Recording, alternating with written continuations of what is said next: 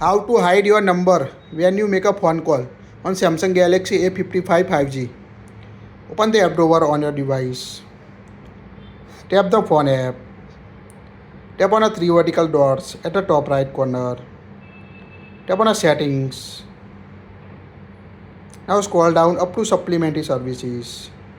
Tap on the supplementary services. Here you can see different option. In first you can see show your caller ID option. Wait until open the settings. Now tap on a show your caller ID. By default set the network default. So when you make a phone call, you can see your number. If you want to hide your phone number, when you make a phone call, choose the newer option. Or you can see other option, always option. So if you want to hide your number, make sure select the newer option.